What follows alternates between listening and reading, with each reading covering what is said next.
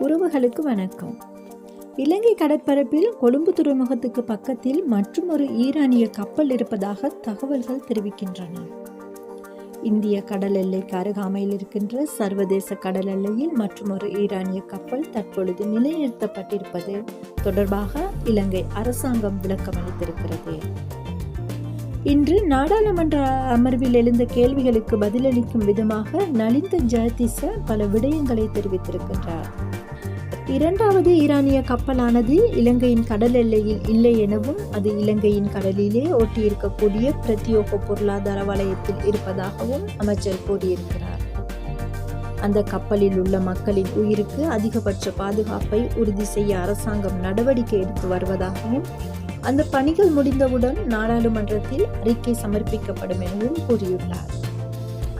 அரசாங்கம் என்ற ரீதியில் சர்வதேச சட்டங்களுக்கு அமையவும் மனிதாபிமானம் என்ற வகையில் தலையிட்டு வருகிறோம். எமது கடற்கரையிலிருந்து 12 கடல் மைல்கள் வரையிலான தேசிய கடற்பரப்பு நமக்கு சொந்தமானது. அதில் 12 முதல் 200 கடல் மைல்கள் வரை இருப்பது பிரத்யோக கடல் பொருளாதார வலயம். இந்த வலயத்தில் சர்வதேச சட்டம் அமலில் இருக்கிறது. பொருளாதார நடவடிக்கைகளுக்கு மாத்திரமே எமக்கு அங்கு அதிகாரம் உள்ளது, இராணுவ நடவடிக்கைகளுக்கு அல்ல என்பதையும் அவர் தெரிவித்துள்ளார். மேலும் கத்தார் தலைநகர் தோஹா மீது தற்பொழுது ஈரான் தாக்குதலை நடத்தி கொண்டிருக்கிறது. வான் பாதுகாப்பு அமைப்பு மூலம் தாக்குதலை தடுக்கும் முயற்சியில் தற்போது கத்தார் நாட்டு அரசு தீவிரம் காட்டியதை செய்திகளில் அறியக்கூடியதாக இருக்கிறது. அமெரிக்காவும் இஸ்ரேலும் இணைந்து ஈரான் நாட்டை தாக்கியதை தொடர்ந்து ஈரானும் பதிலுக்கு தாக்குதல் நடத்தியதை காணக்கூடியதாக இருக்கும் இந்த வேளையில் மேலும் வளைகுடா நாடுகளில் இருக்கக்கூடிய அமெரிக்க தூதரகத்தை குறிவைத்து ஈரான் தொடர்ந்தும் தாக்குதல் நடத்தி கொண்டு வருகிறது.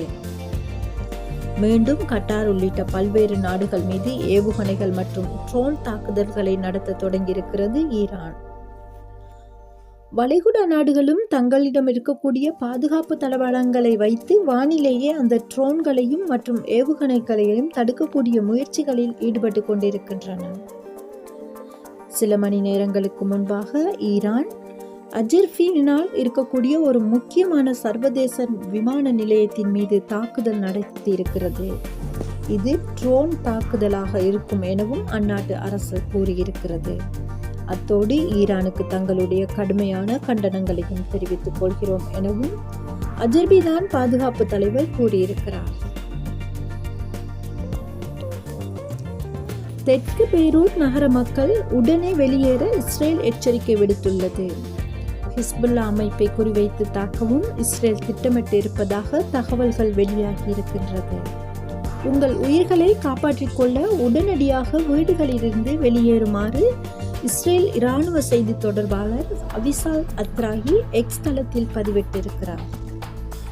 ஈரானுக்கு எதிராக அமெரிக்கா முன்னெடுத்த இராணுவ நடவடிக்கைகளில் 3 அமெரிக்க வீரர்கள் கொல்லப்பட்டதாகவும் 5 பேர் பலத்த காயமடைந்ததாகவும் அமெரிக்கா தெரிவித்துள்ளது.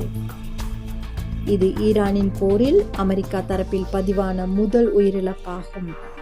உயிரிழந்த வீரர்களின் விவரங்கள் 24 மணித்தியாலத்துக்குள் தெரிவிக்கப்படும் என்றும் களநிலை பதற்றமாக இருப்பதாகவும் அமெரிக்கா தெரிவித்துள்ளது.